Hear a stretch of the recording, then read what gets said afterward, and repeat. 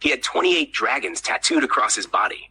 One for every story he'd ever told, but the black one on his chest. He'd never talked about it until last night. Atop the salt-encrusted docks and piers of Seattle squats an ugly clapboard shack, its windows smeared with grime, and the walls draped in fishing nets. The Oil Slick, an aptly named bar riddled with age and barnacles, but a sanctuary to the swarm of deckhands and sailors that spend their days scurrying across the rotting hulls of ships and their nights slipping into a drunken stupor.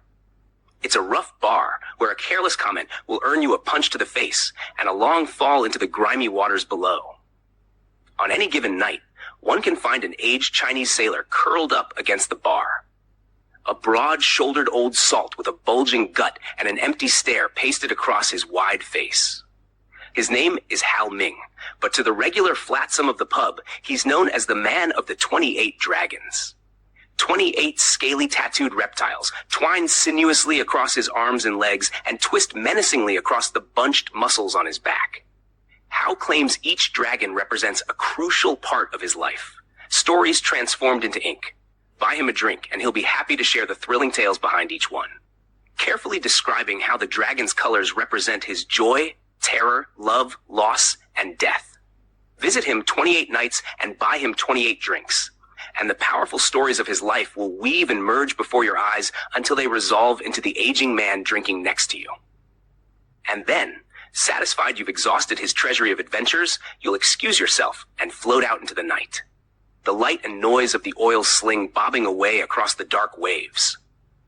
And the man of the 28 dragons will finish his drink and clutch his faded shirt to his chest. His last secret. His hidden dragon safe. He swore long ago to never reveal the tattoo or the story to any living soul.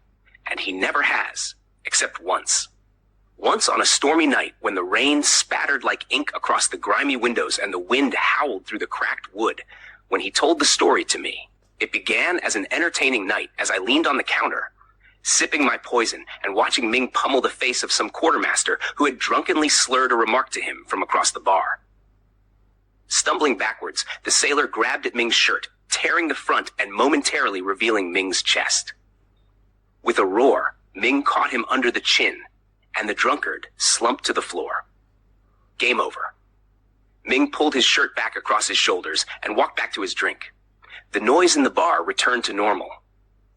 Everyone laughing and continuing their private banter. I was the only one who noticed it. The black serpent scrolled over his heart, a Chinese dragon, its broad tail curling in loops behind it, long whiskers sprouting from his face, arming myself with the twin barrels of gile and alcohol. I took the seat next to him and offered him several slugs of amber liquid. He recognized me as one of the regulars and knowingly accepted my offer. Okay, friend. He winked, holding out his arms. What story do you want to hear tonight? I pointed my finger at his chest, indicating the hidden serpent curled around his heart. His smile vanished in a flash. With an inscrutable gaze, he stared into my eyes. His heavy lips curled down into a frown, almost a grimace. No good story, he grunted. Forget you seen it, okay? I was tempted to give up, but noticed he was rocking slightly in his chair. Seizing my chance, I clapped him on the shoulder, telling him not to worry about it, and ordering him several more drinks in the spirit of goodwill.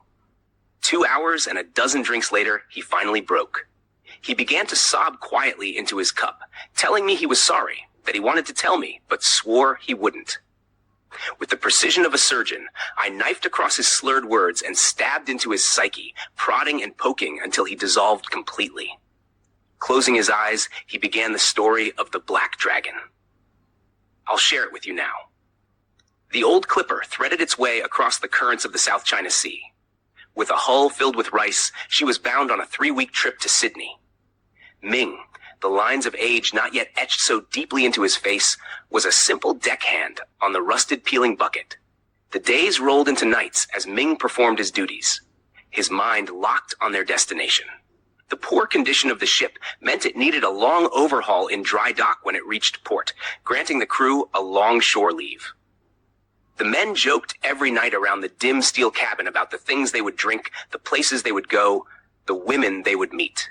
But on the 10th day of the voyage, fate rose its middle finger against the ship and Ming's life.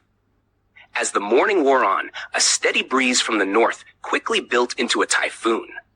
Waves pounded against and over the ship as the stinging wind tore across the bow.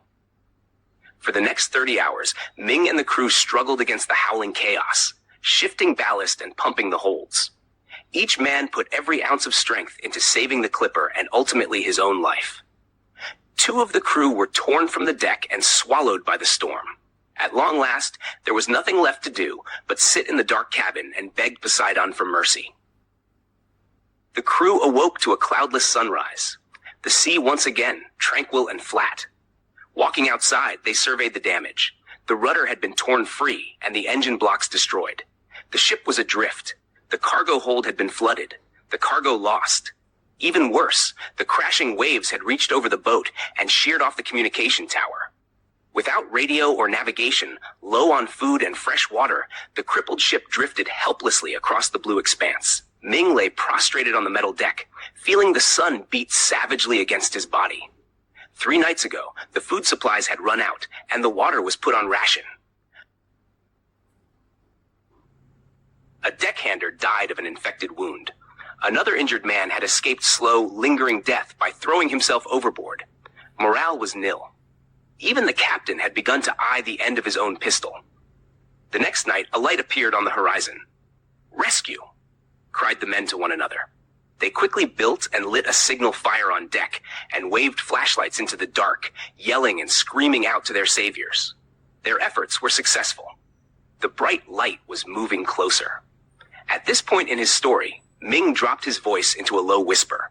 The crew's elation only rose as the ship drew near. Soon, a second light could be discerned under the first. The glow from the ship lit up the dark outlines of the men on the deck. They laughed and shouted a greeting across the water, but not Ming. Backing away from the light, Ming stumbled down the deck until he reached the cabin. Peering out of a metal porthole, he watched the men slowly realize what he had noticed first. There weren't 2 lights. There was 1 light reflecting off the undisturbed surface of the water. Above, floating high over the waves. The ship, if you could call it that, glided into view. A dull silver dome, hundreds of meters across, eclipsed the stars as it bore down upon the boat, its underside blazing with the inferno of the sun. A fire of light climbed up the sides of the hull and spilled across the deck, enveloping the crew. Heart hammering, Ming collapsed below the porthole. Outside, he hears the surprised cries of the men, rising above the crackling of the luminous air. A pistol shot rings out and another. Ming flees across the cabin. Spotting a metal locker, he ducks inside, pulling the door shut. More shots. Then the cries of the men morph into screams and shrieks. Crouched over, Ming peers through a gap along the floor of the locker. Suddenly, the screams stop mid-breath. A spear of light smashes into the boat, the steel hull groaning and twisting. The inferno spreads across the length of the boat, penetrating into the cabin. The light pounces from the gap into Ming's eyes. With a yelp, he falls back. The blaze vanishes. Silence shrouds the ship, ears ringing and eyes burning. Ming's head reels. He crouches down to peer through the crack again. Nothing. Minutes pass. With short breaths, he slowly reaches up to the latch. But as vision swims back into his clouded eyes and the ringing in his head subsides, he freezes. A soft noise brushes against the cloud of silence.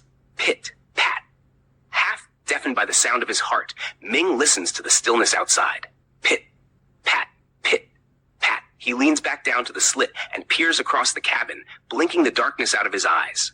Pit, pat, the gentle disturbance growing louder. Struggling to see what lies beyond the upper edge of his vision, he lays his head flat against the metal floor. A long black tendril drips down from the darkness above. Pat Ming nearly cries out, but swallows before it escapes his lips. Pit. Wide-eyed, he gazes as the thin legs of some unknown creature gently slap against the floor. Pat. Cylindrical, an inch wide. The legs end in a knobby stub that flattens as it hits the metal pit. The legs stalk back and forth in front of the locker with the gentle rustling of disturbed leaves. Pat. The feet patter as the creature slowly walks the length of the cabin. The tendrils pause in front of the locker.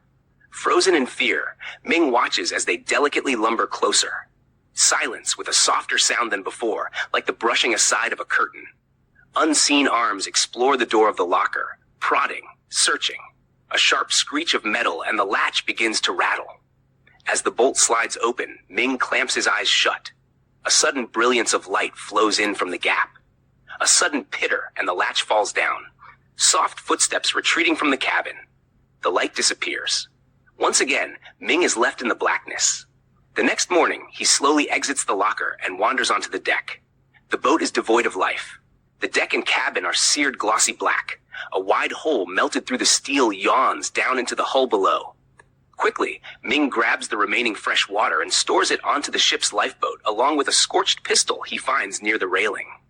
With starvation a certainty, he casts away from the clipper, rowing endlessly until its dark shape disappears over the horizon.